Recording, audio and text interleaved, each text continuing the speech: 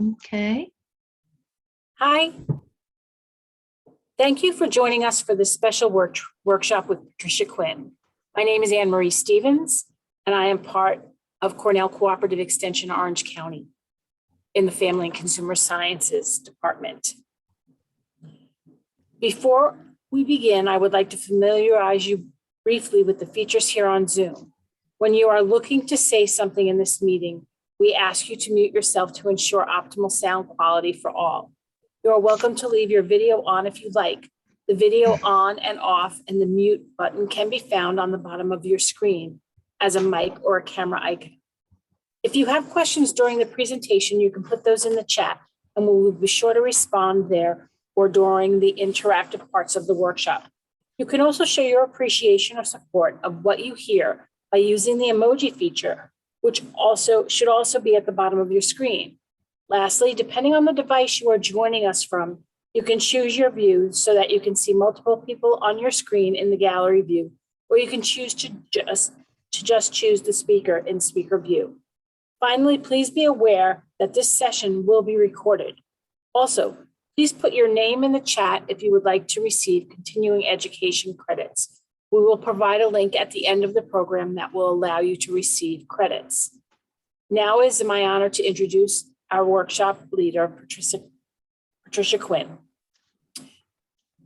Okay, Pat Quinn is an go ahead. therapist who worked in Orange County, New York in the field of addiction and prevention for 23 years. She taught graduate and undergraduate students in art therapy since 1994. She has offered art programs for the local farm workers community since 2005 and has recently published Art Therapy in the Treatment of Addiction and Trauma. Hi, Pat. Welcome to our workshop. We're going to begin this workshop by showing a 9-minute video, which features several young people who participated in a program called Act for Change. This conference aims to center the voices of young people like the ones in the video, as we want to hear about some of their concerns, experiences, hopes, and aspirations, and the action they hope to take to help create a livable future for them. After the video, Pat will proceed with her presentation.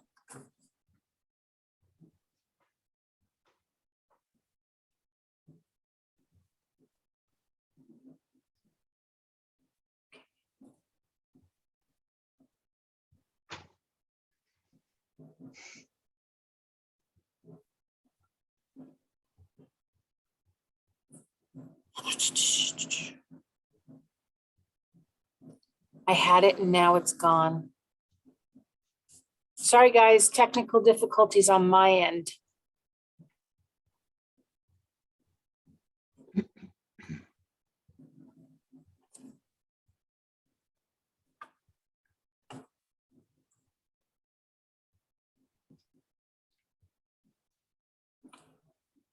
Do you think you can get it back, Anne Marie? Yeah, I'm going to go into my email and find it. Okay. And that way I can just open the link. Mm-hmm.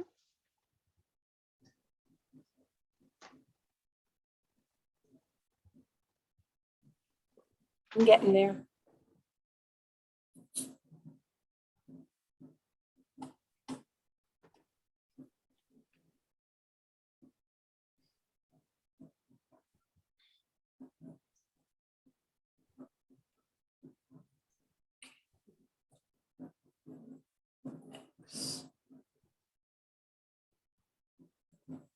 Okay, we got it. Good. Actually, it's not working. Let me do it again. Sometimes it takes a minute.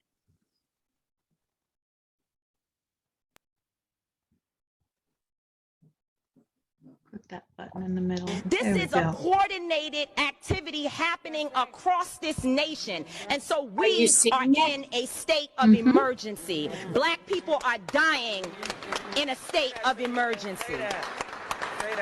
We cannot look at this as an isolated incident.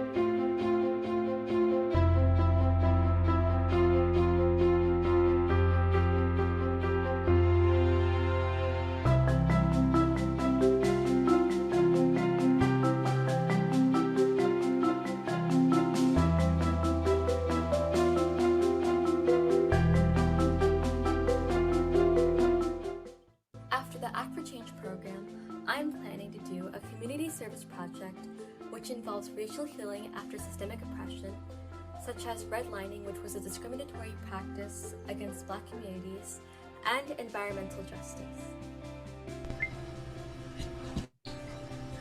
So I was asked the question of what's next for me.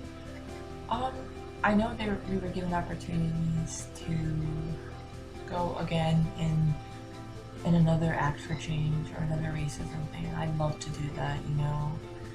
I'd love to just spread awareness about this. And hopefully next year, I want to apply to Cornell too. So it's like, literally, this has been such a dream, and it's just really amazing to see what, you know, teenagers and the youth can do just for awareness and just for our communities, you know.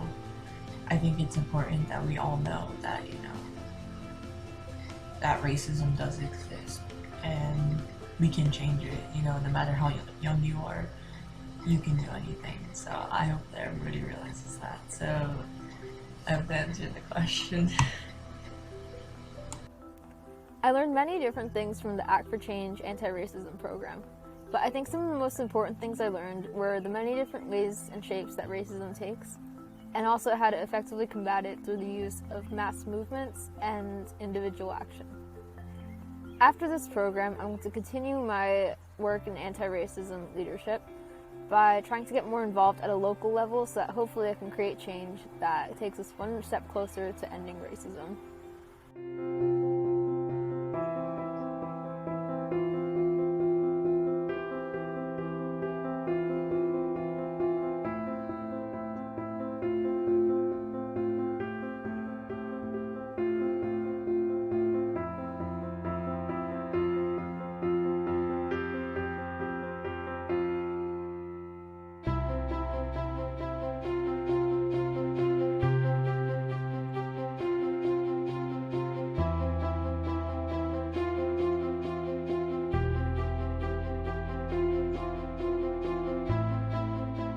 Over the course of the Act for Change program, I've learned just how deep racism goes and how many things it affects.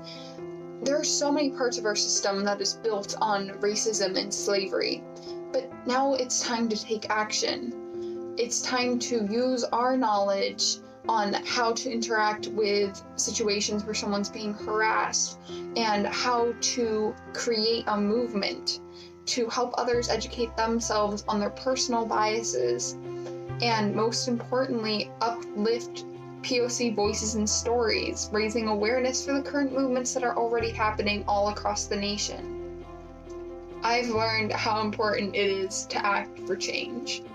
Hi, I'm Olivia Kelly, and one thing that I learned from the Act for Change program is that a big impact can be made if a lot of people come together and stick together and work together.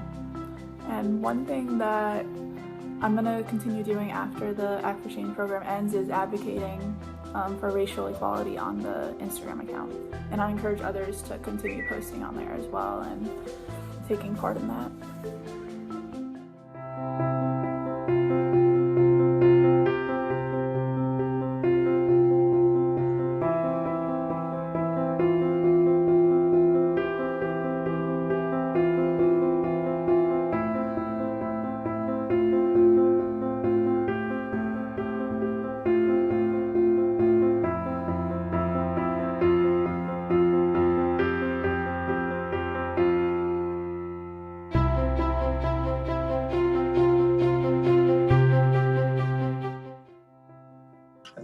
Some things that I were thinking of using, like the information and stuff that I've gathered from this program was, well, first of all, talking to like friends, and I have like this club that I started in my school that's like about promoting like social justice and activism, as well as like sharing different parts of different cultures and stuff. It's like Counterculture Club, I think it's called. Anyways, so I was thinking of like using some of the cool things that I've learned here to like help develop like presentations and stuff to help educate other people. I hope that I could educate myself more, but not only myself, more like my peers and my family, so that I could have more supporters in changing like my school, or like not changing my school, but giving like a group where we can talk about this and bring it to other schools. Well, what I'll do in the future is the knowledge that I've learned from this, I'll try my best to share it with others. And I would also take this as this great learning opportunity to do more things into learning about racism and the system and all that stuff, and like find more like deeper research upon this all, because learning about this has been like a really great eye-opener for me. After this, I want to be able to use what I've learned through these 2 cohorts and be able to use it in everyday life, which I have been using, and I just want to like use my knowledge and be able to share my knowledge and be able to persuade people that racism is real and racism is still happening after all these years.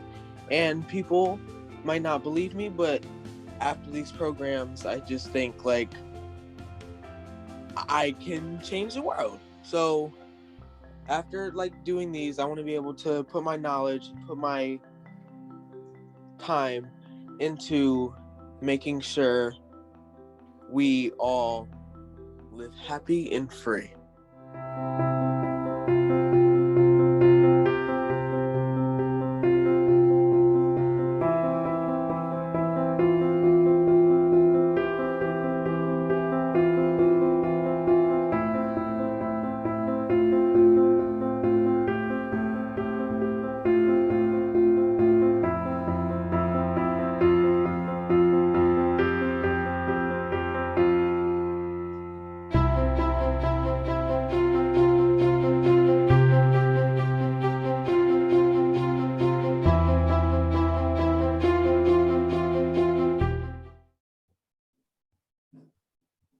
This is coordinated activity happening.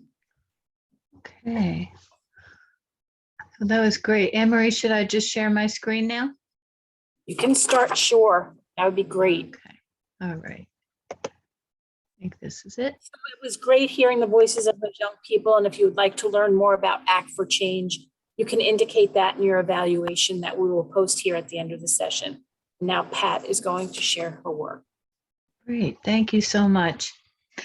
I really give a shout out to all those students, and also thank you to Cornell for the grant that they are giving to make Act for Change happen, and also for inviting me to speak today. So let's see if I can advance my slides. I'll try this.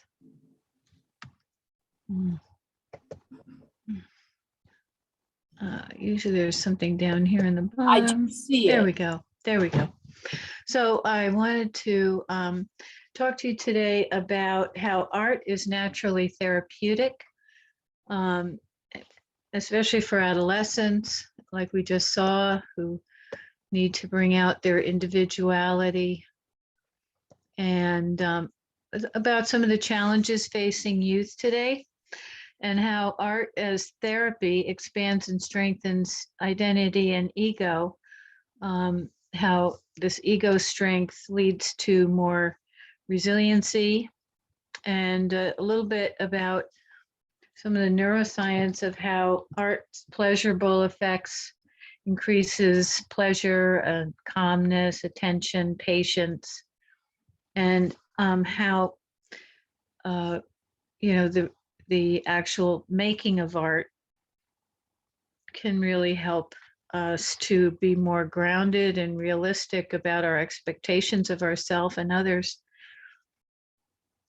A little bit about why hands-on sensory motor experiences of art are really important over digital art, which is important also.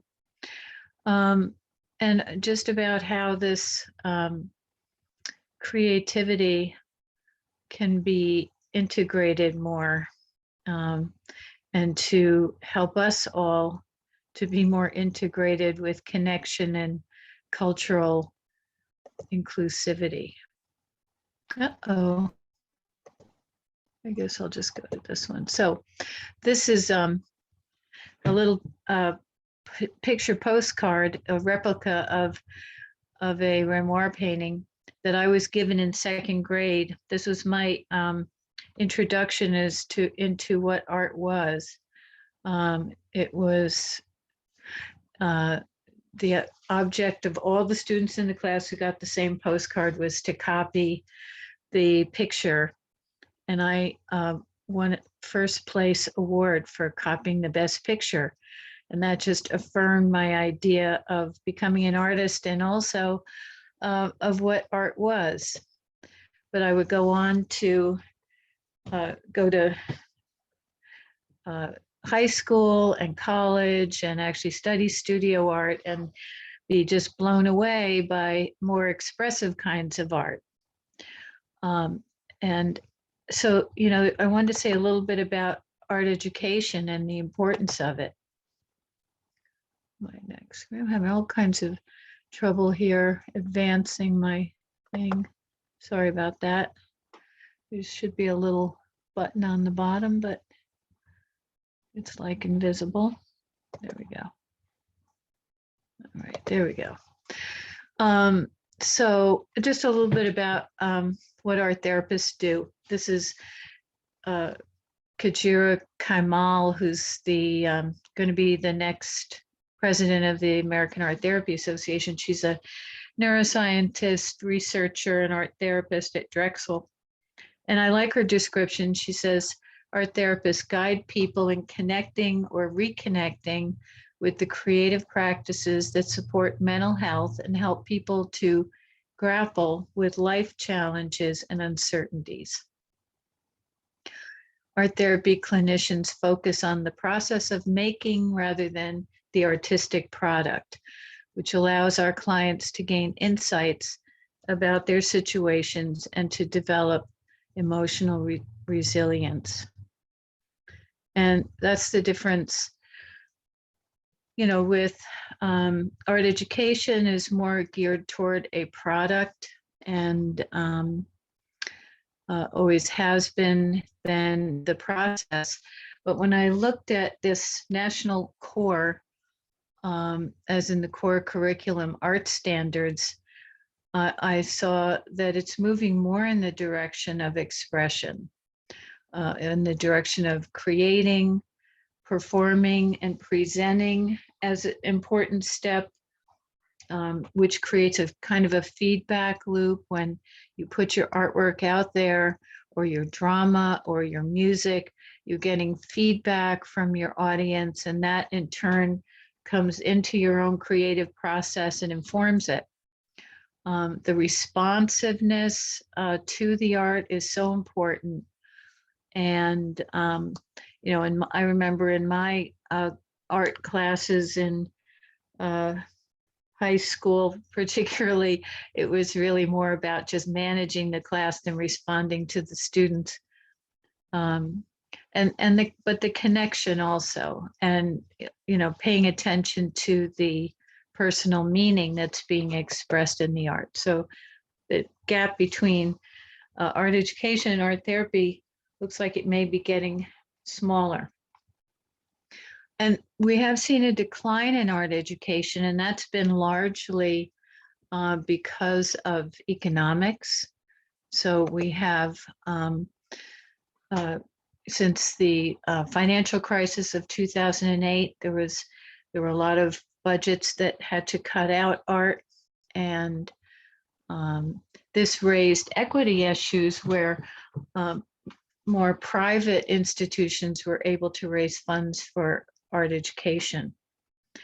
But a great experiment was done in New York City, and Public School 223, one of the most challenged income districts and educational institutions in New York had a 4-year arts integration program. It was a research program, and they saw that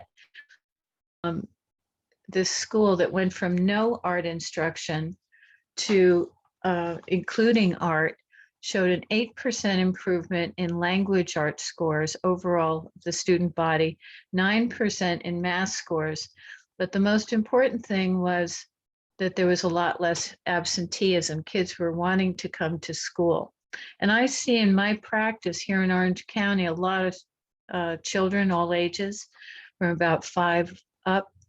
And the students that are really engaged are the ones that have teachers that are giving them assignments where they can express themselves. And it's just a wonderful thing to see, you know, their enthusiasm.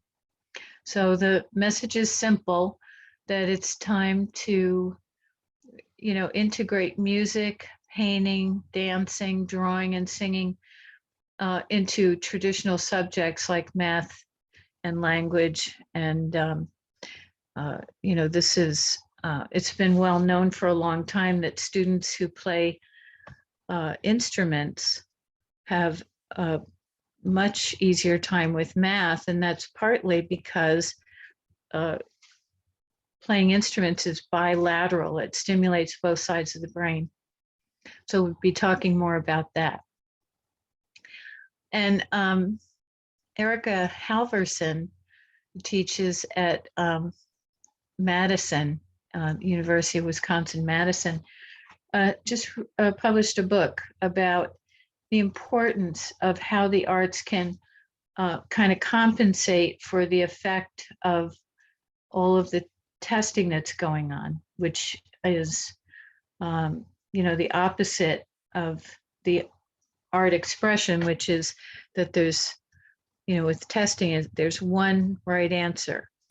And so what students, you know, can then learn is how they can integrate themselves into their class day. So we want to see a little bit more art supplies entered into the classroom, color it up. And so based on, let me just move this little bar up here. So based on the element of creative choice, we know that this benefits children's neurobiology. The goals of interpersonal relating are so important to education. You can't really learn from a teacher that you don't trust. And also we know that students are more engaged when the teacher and the principal in many cases now really know their students. And, you know, this creates real engagement. So, you know, when we're making art, which people don't realize, it's not just all fun and splash, but it's quite a bit of organization and discernment or choice that's going on. And what's happening is mindfulness. It's bringing a person into the moment. So no matter what's going on at home or out on the street or in school, socially, or academically, it can really help somebody to become regulated in the moment, where they're having just their attention being brought right into the moment by the activity. And it also, art making engages the frontal lobes of the brain, which, as Dr. Gonzalez this morning talked about, leads to proper planning and execution. It develops those areas of the brain that help for making better choices. And the different media choices that can be available can help to regulate the kind of expression, whether we want someone to be more thoughtful or more expressive, and to be able to integrate their emotion with their action. So the medial prefrontal lobes are engaged by art in particular, and they're associated with perception, forming verbal responses, increased motivation, attention, and coordination. So these are all qualities that we want in academics as well. But we have a lot of problems that are distracting youth and all of us. But particularly right now, there's a great deal of testing going on. And this is creating a lot of stress, which we're all seeing. They reported that even students who are usually not asking for additional help or getting tutored, 75% of those students, the quiet students, were more stressed about testing than they had been in previous years. So we can imagine the effect on students who've been struggling or because of upheavals in their life suddenly might be struggling for the first time academically and interpersonally. So for some students, the anxiety really makes it difficult for them to get to school. I see a number of students like that. I had a call the other morning from a mother with her student in the car on the way to school, and we're just kind of trying to talk them through it, how to, be a little bit more adventurous and thinking about how the day might go instead of worrying about how it's gone in the past. But by middle school, this visible signs of achievement in test score, they're seeing affect students' perceptions of their own competence. So we don't want students who who may be not good testers to generalize that feeling of lack of competence into other areas. And the Harvard Center for Child Development has a lot of really good information about everything I'm talking about here today. Other challenges that are facing youth, just to kind of recap what we all know, put it all on one page, or some of it, is that the social media is telling students how to be, how to look, think, and feel.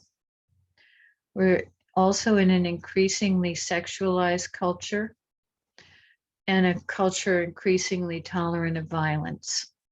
We also have marijuana legalization now in New York State, and this will minimize the effect of this drug's 9 psychoactive ingredients, and that puts youth at an increased risk for higher rates of bipolar disorder, amotivational syndrome, and memory impairment, among other things. We have a fragmented healthcare system with less mental health care for youth than ever. And I don't know if anybody listened to NPR this morning, but the Surgeon General was on himself talking about the crisis of youth mental health. Right now, he said it really had even peaked before the COVID epidemic. But I'd like to just highlight a few things that we're seeing at least 1 to 2/3 increase of substance use and or misuse among adults. And this was, there was a study that was noted in US News and World Report that showed this among mainly white, middle-class, middle-aged women. So we can assume that because of structural racism, other communities may be seeing far more. And we also know that people of color have experienced majority of deaths and illness because of the the amount of people who could continue to work and were exposed to and are exposed to COVID in their jobs. So deaths from alcohol, drugs, and suicide had spiked in 2019 before the pandemic. And to say a little bit about addiction treatment, I think that it needs to go further. I retired from the New York State Addiction Treatment Centers in 2012 to go into private practice, but I worked for 23 years for Catholic Charities in New York State, and and it's quite different now. The emphasis is really on medication-assisted therapy. And I don't think that's really been completely figured out yet. Cognitive behavioral therapy and motivational interviewing are used primarily in case management, which has gone from a 50-minute hour to a 30-minute hour. Peer support has taken the place of the anonymous programs. And so my personal opinion is that there really needs to be more psychotherapy, because there's really a great deal of trauma related to substance use, even as we see with the rise in people using substances after 9/11 and now after the COVID pandemic, that shows that there's a direct correlation between trauma and addiction. And we now have, as of yesterday, almost 800,000 deaths in this country. And the CDC recently noted that over 100,000 people now have died from a drug overdose in just 12 months. So what's important to realize about that is that we account for different, there's different metrics for drugs versus alcohol. And this turquoise section on the right are the numbers of people with alcohol use disorders. The dark green area in the upper left are the opioid use disorders that we hear so much about, that are 1/3 of the alcohol use disorders, and cannabis is approximately the same numbers. Of course, all of these numbers must be underreported because we're talking about drugs and alcohol, which are very shame-based. But one thing to note here is that in just 6 years, in 2014, 26.7 million substance use disorders were tallied, whereas in 2020 it was 2/3 more, 66 million. Okay. And of course, each person's substance use impacts family members, particularly children. And in 2012 to 2018, only 10% of those who had substance use problems were receiving addiction-specific treatment. Alcohol use disorders received only about 8% of those people received treatment in 2020, which is kind of surprising, except that pandemic was happening and a lot of clinics closed or just went virtual. We also, in New York State, saw the change of the bail reform, so that the jails emptied out, which meant people were not being given a choice between and treatment. And I just want to make sure I didn't skip one. Yeah.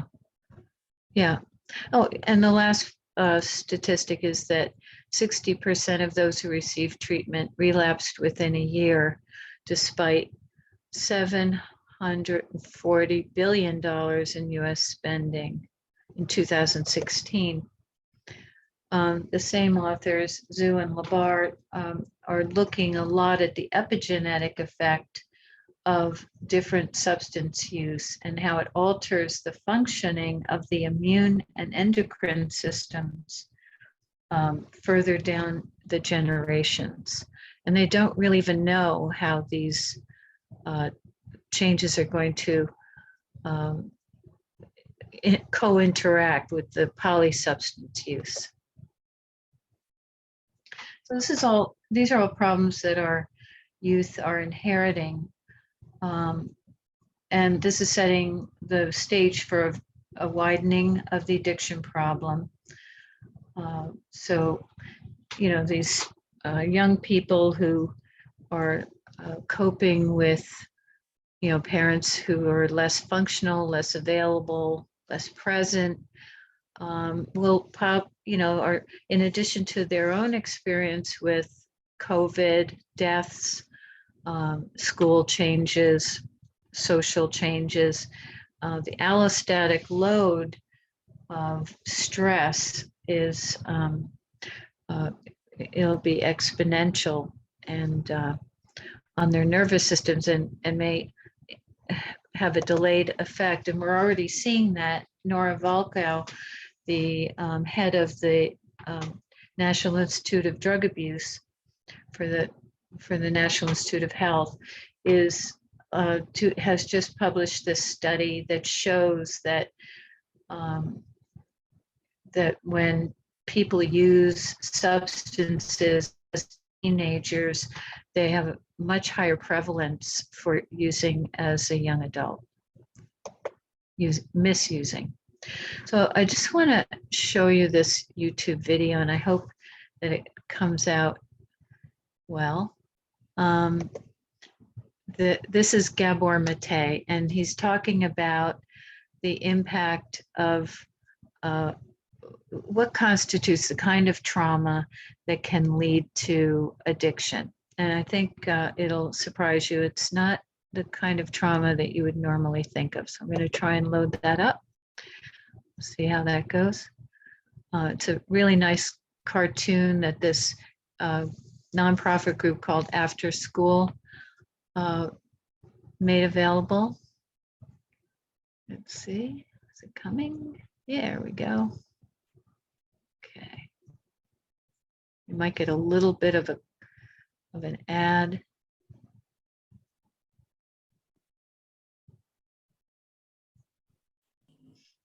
You may need to share the screen. Okay. It says it says I am screen sharing. I think it just takes a moment. Okay. Yeah.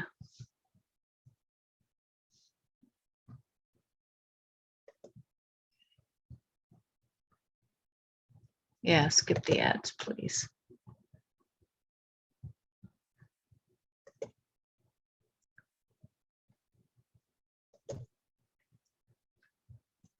Okay, does it want to come?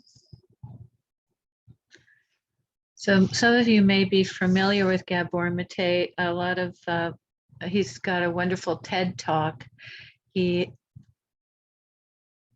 just let you watch it.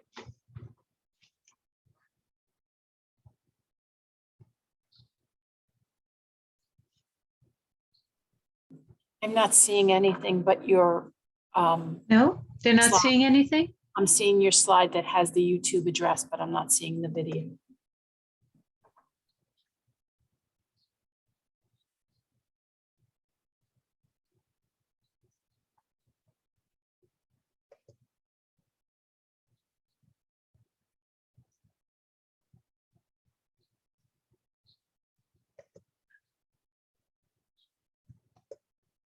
I'm sorry, Anne Marie, you said nobody can see anything? I'm unable to see it. If someone else can, please let us know.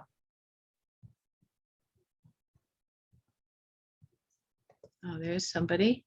No. Okay. No. So let me. Okay. So sorry. Well, I will leave that with you. You can watch that at your leisure. Do you want me to try and bring it up? Yeah, that would be great. Can you? Let me see if I can get it, sure. Okay.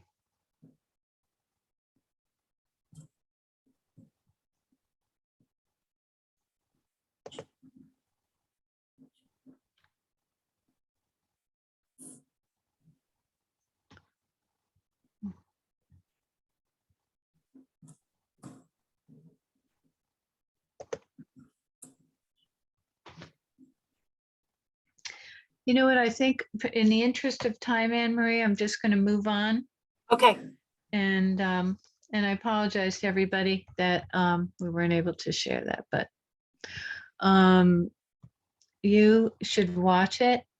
He really does show how the lack of resonance with children, and particularly with their negative feelings like wanting things or being grouchy or uncooperative, can really lead to their kind of developing an inauthentic response.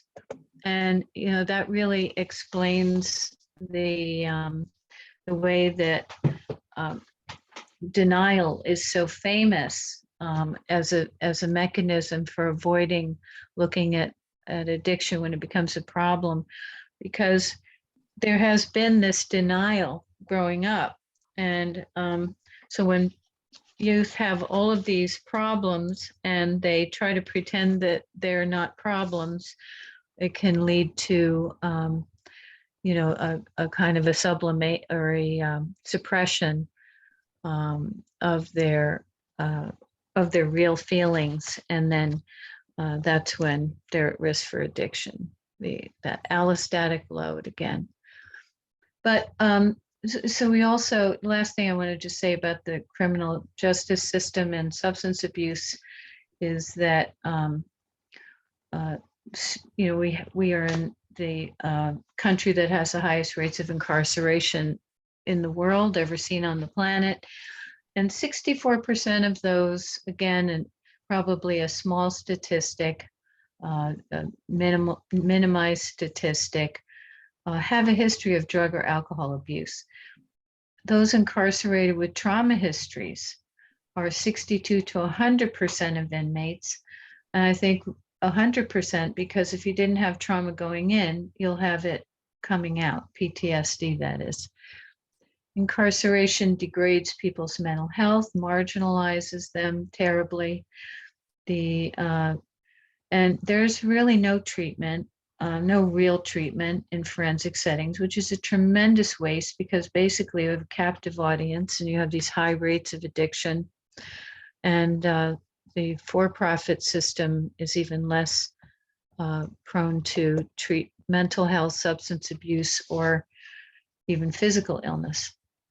So this leads to it's an adverse childhood experience if a parent is incarcerated. And this is the short list of the 10 primary adversities that were identified by Dube, Felitti, and others in the late 1990s. So these problems become extremely problematic for the individual. As they become adults, they'll develop at least one physical or mental health problem for every adversity. So they found also that some people have as many as 6 or 8 childhood adversities, and these are people who are really struggle and rarely ever are able to get recovery. And one of the co-authors of that original study, Shanta Dube, is really talking loudly about how education is a social determinant of health, a real indicator of well-being, and that if we can help children to have positive learning experiences, they can achieve educational success and be healthier. And she says, I have found that learning environments must include staff who have knowledge about trauma and symptoms of trauma. Most importantly, the school ecosystems, which are comprised of the school staff who must be prepared and able to provide children and each other safe, supportive, and trusting environments. It's interesting. She mentions each other. That's the sanctuary movement of Sandra Bloom, and how systems can become traumatological if they're not, monitoring, how the treatment and the work is affecting the staff. And she says, in my view, childhood stress and trauma is a public health crisis. As a society, we must recognize that shame and secrecy keep it a hidden problem. And this is really what Dr. Vivek Murtha was saying this morning. Same thing. He himself was bullied in school and was really sensitive to the effects of early childhood adversities. And the good thing about that ACE study, adverse childhood experience study, is eventually they're going to have to realize that they need to provide treatment to children in order to be able to afford the health care and mental health care in our society. So art expression really increases self-awareness, stabilization, and socialization. I'll show you how. And we're going to do a little art exercise. But first, just to introduce that it's the art's haptic, like the spontaneous sensory motor release that has the healing potential. So the pleasurable effects of the materials, visually, so gorgeous to see that big messy smear of purple blue paint. It stimulates the reward system and the feel of it as well. And this stimulates the occipital lobes in the back of the brain, while the texture and the flow registers in the sensory motor cortices and the parietal lobes. So these experiences, as I say, release the neurotransmitters in the reward system: dopamine, endocannabinoids, acetylcholine, GABA, that help with mood, attention, and motivation. And these are all things that students need. And as Cease Mahali talks about, it induces a state of flow that brings about total absorption, relaxation. So now you can relax and just take a moment. This isn't going to be too painful, but wanted to just invite you. I'm sure you didn't know that we were going to do this, but if you have any anything that you're writing with, even, or any other supplies, and you want to gather them up just on some paper, I'm going to invite you to create just a symbol of hope. And if you want to, you can close your eyes, or you can just gaze out the window, or up at the ceiling, or down at the floor, or at your hand. So in some way, so that you can kind of go inward and experience what it is to invoke some kind of an image, to go to that part of your brain, your right brain for most of us. And imagine that you're going into the cupboard of your mind, just to find something to symbolize, or a shape, any shape at all, that might symbolize your hope. And it may not make any sense.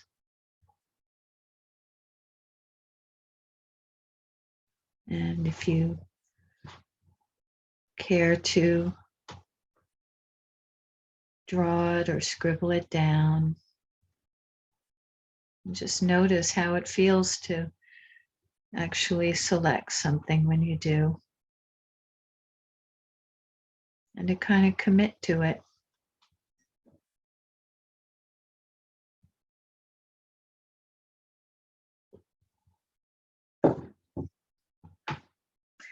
And if you want to frame it like this nice Bonnard painting of the white cupboard, put it into any environment or anything else, feel free.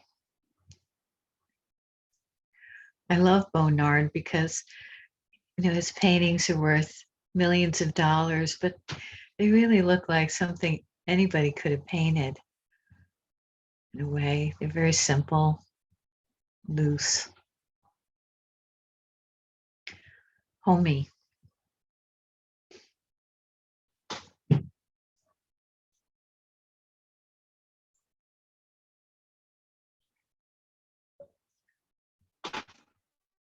I'm going to allow you to continue to ponder that, and if anybody would like to share your experience of that later in the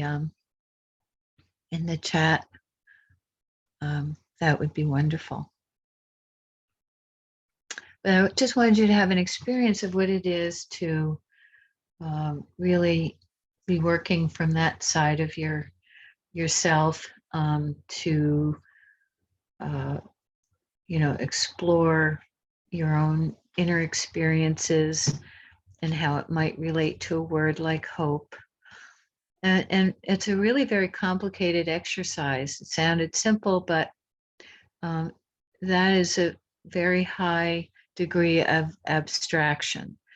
And I'll be talking more about that when I talk about the expressive therapies continuum and how we can kind of scaffold people from emotional to cognitive and symbolic thinking. So as you saw, art can be another form of communication. So you know, we have a great deal of people who have trauma, and as we saw with this most recent shooting up outside of Detroit, the art that the boy did the day before was really the thing that triggered the parents being asked to come into the school. And unfortunately, that wasn't enough. But somehow he communicated through his artwork something that was welling up in him. But children with trauma themselves have higher levels of stress hormones, larger amygdalas, the fire alarm of the emotional system, smaller hippocampi that Dr. Gonzalez was talking about today, the most changeable part of the brain, but that's responsible for memory, and narrower corpus callosi that connect cables that connect between the left and right of the brain. So this it diminishes the ability to speak, to integrate and hear things verbally, emotional regulation, memory, and attention. And neglect from interpersonal violence reduces the capacity for trust, and that is really needed in order to learn and to form healthy relationships, which in turn helps us to make good choices. One of the, this is just a cutaway of the left side of the brain. That's where the two areas for verbal expression and also verbal interpretation are, and these parts of the brain are less accessible when we have trauma. It's our right brain that's primarily activated. And the right brain is the part that is associated with emotion, and it also is involved with the creation and interpretation of images. And so we see that, you know, through the allowing people to express feelings through art, express their experience, that because of that haptic sensory aspect of art, the motor aspect, there's a bottom-up brainstem approach. It's a ventral vagal approach that soothes the central nervous system, and it promotes a calm state. And that's what's really needed when people are really activated, because the cognitive verbal reasoning is not available, it's not accessible. And so in this way, art can help create the openness and the capacity for insight and intuition, to access safe expression of emotion. Remember, if you're organizing things on the page, some of the energy of the emotion is going to go to that, to create more cognitive awareness via symbols like the one you just created, and to help with self-definition and esteem as you're bringing things out from inside. Even if you're copying a piece of artwork like I did, there'll be aspects of it that are unique to each person, each student. So really, I come from a substance abuse background, and I did a lot of art therapy because art making is the opposite of repetitive substance taking. And there's an area of the brain that addiction scientists are looking at, the basal ganglia, which is part of the striatum, the reward system. And, you know, it is rewarded, and it really likes two different kinds of goal direction. So when we're doing repeated behaviors, one side of the basal ganglia really likes that.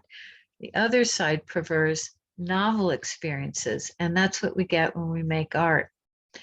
And so I think that if we're incorporating this kind of more open art than just like virtual art, like Minecraft, where you're picking preset things to put into your construction or picture, when it's a more wide open field, such as you experienced in the art experiential, if you chose to participate, we're really helping people to tolerate more unpredictable experiences, and to be more facile with change and also discomfort.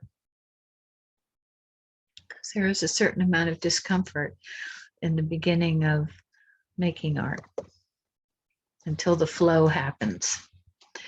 About 15 minutes it usually takes.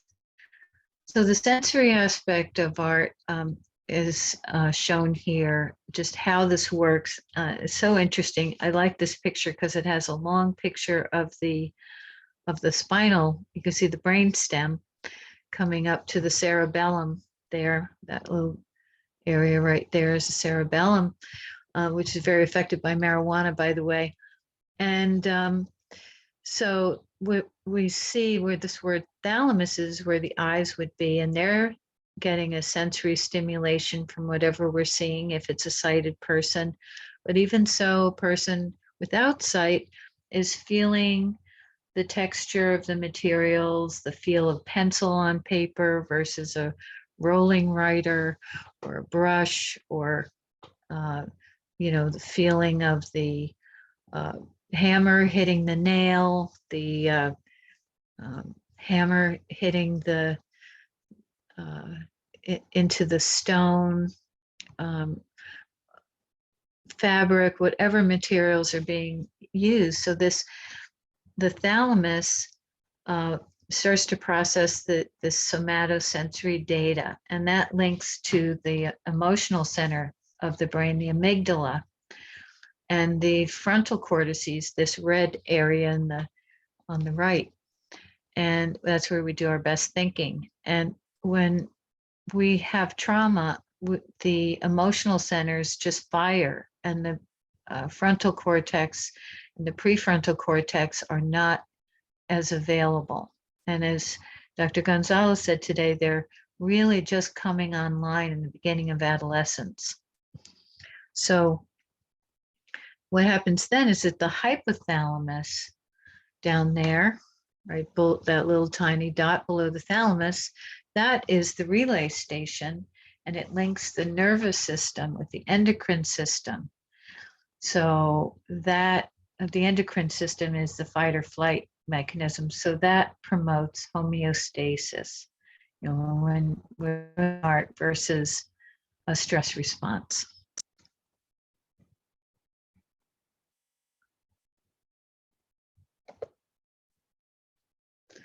And it's bilateral stimulation, as mentioned about the impact of playing an instrument. But the same thing when art is done bilaterally.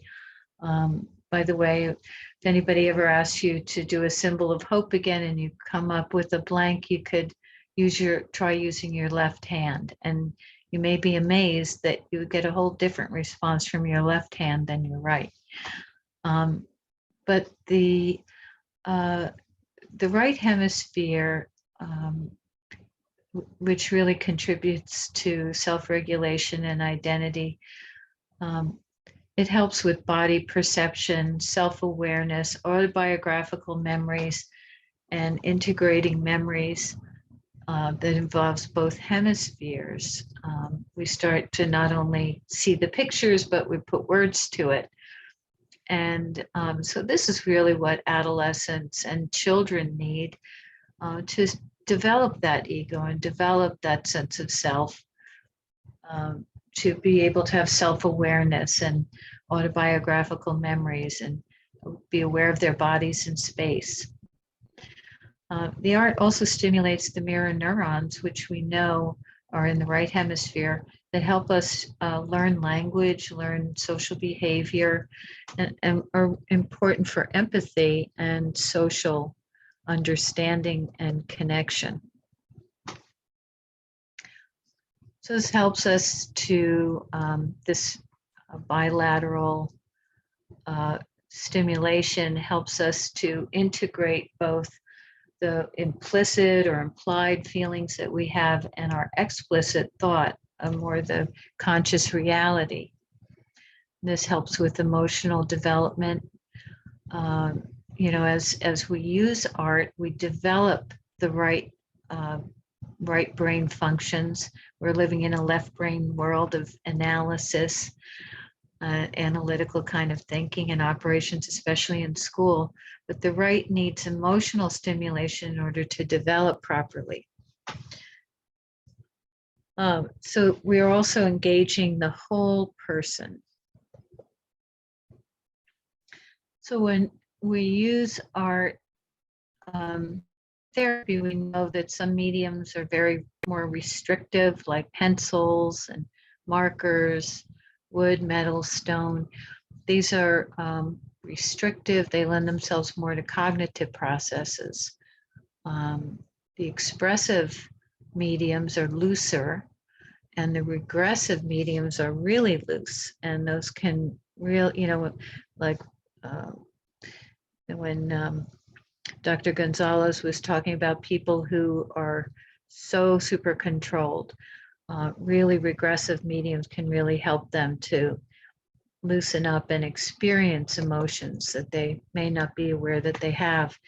And this is the basis of the expressive therapies continuum. This is a simple diagram, and it's a simple model that basically shows from bottom to top what functions are happening in the brain. We have our brain stem, kinesthetic, that's the physical, the rhythmic, to the sensory, up to the emotional, perceptual, and affective or emotional functions of the brain, to the higher lobes, the neocortex of the cognitive and symbolic function. So you see, you did a symbolic function. It's pretty high, and it's even enters into this really desirable realm, which is the creative function. And that's kind of happening, can happen at different levels, but it happens more when people really have a sense of themselves and what they're about. And you know, when people are individuated, they're more able to connect with other people. And so that is always the goal, is helping people to really get to know themselves and discover who they are and what they bring to the table. And so one aspect of art that helps with the interpersonal benefits of it is that it's when we're using art supplies, we're consuming them, and they are a form of nurturance, and this can promote trust. When we have students or adults who have never had very many encounters with art supplies or kind of creative interventions, this can be just a real boon, a real gift. And I experienced that a lot working on inpatient units, where people felt very grateful to have another way of being able to express themselves, and something that was also feeding their reward system and promoting more interpersonal reaction within the room, stimulating their emotion, their imaginations, their emotions, the ability to bring things out that are inside that people may not have even been aware of. And so we really want to promote socialization. I love this picture of the kids. They're all having a great time, but I don't know if they're all looking at the same thing. But this is our world, and I'm guilty as they are of the same kind of thing. But we do need to relate, and we do see children now for quite some time that are so involved with their feeds on their phones and their tablets that it becomes a respite away from the complexity of social interactions, and then they're less likely to interact and socialize and to deal with the failures as well as the successes of that. And one of the art therapists who's moved on from being a neuroscientist to focuses almost completely on researching mindfulness, Noah Huss Cohen and Bokach just published this study of a school-based mindfulness 8-week art therapy program. And they showed that it markedly increased peer-to-peer relating, attention and relating to teachers, and attention and relating to adults. And so this is it was school, mainly Latin students, Latinx students in California. Actually, it was several schools. I think they had almost 400 participants. It's a kind of a paradox of art making, that it seems like something so simple, so low tech, but as Mal Quixote, who travels a bit with Bessel van der Kolk on the trauma, and Dr. Crenshaw on the trauma circuit, talks about the simplicity of art, which he says can assist in the formation of new neural pathways and re-regulate the survival, emotional, and thinking regions of the brain over time. And most of all, how our growing understanding of sensory interventions is changing.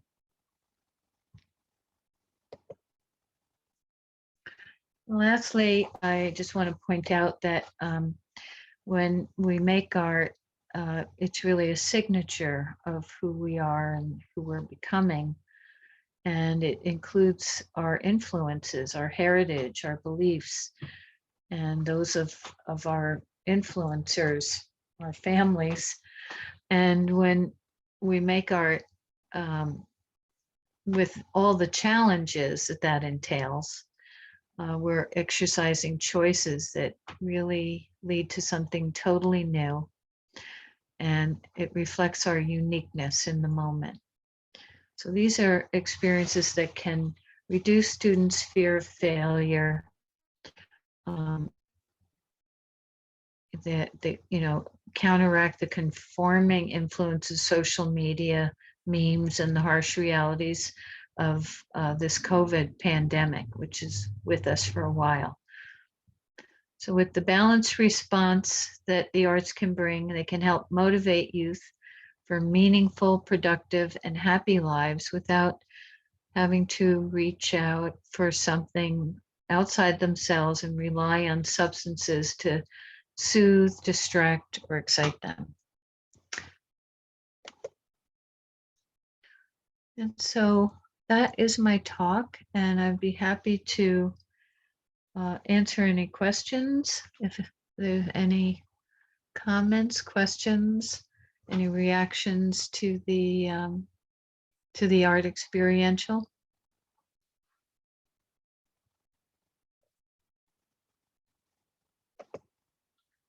And I'm looking here. And someone is asking about art assessments, about the arts and assessments. Yes. And there are a number of wonderful assessments. Some that involve projective drawing. So it could be the idea, well, most people have heard of the house tree person test, right? And that, although it's never been statistically validated, was created by Emanuel Hammer in the 1950s, but it's still used a lot because there's simple forms that everybody has drawn at some point in their life, probably in early childhood, but the way that they're drawn can convey so much information, right?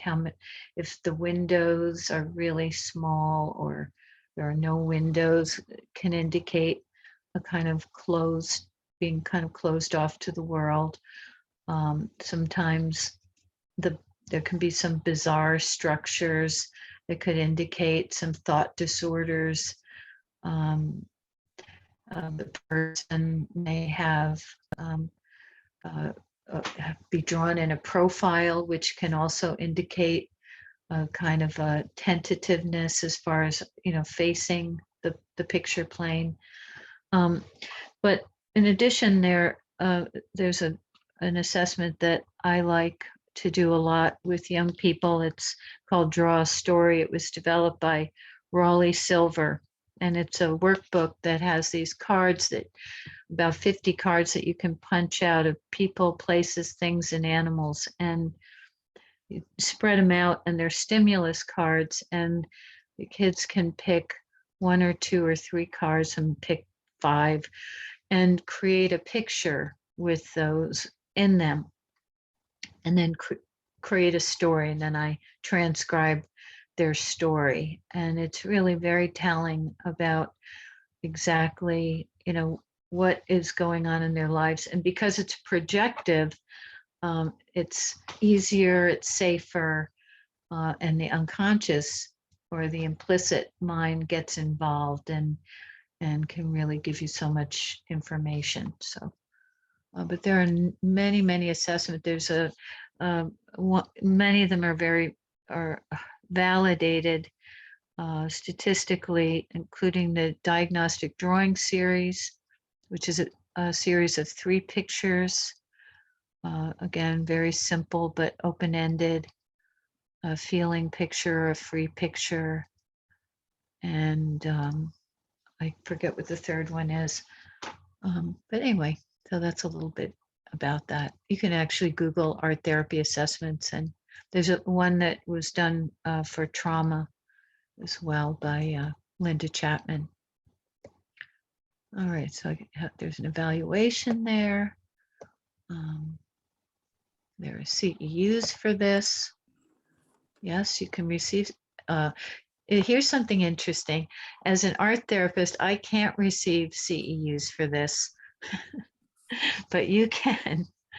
The Cornell would have to go through a whole rigmarole to get specific CEUs for one for the marriage and family counselors, one for the art therapists, one for license. I think it's silly. But anyway, I'm so glad to see so many social workers getting this. Yeah. CEUs, nothing showing, nothing. Okay. Yeah, Thank do you. look. Go ahead. Thank Yes, you. you're welcome. You're doing my job for me. Okay, that's okay. I'll let you take over then, Anne Marie. Oh, no, it's still early. Does anyone have questions? You can feel free to unmute and turn on your camera if you do have questions for Pat. Sure.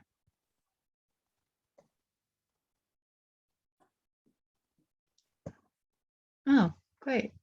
Somebody said this information is powerful and would be so useful doing school board and funding sessions. Yes, absolutely.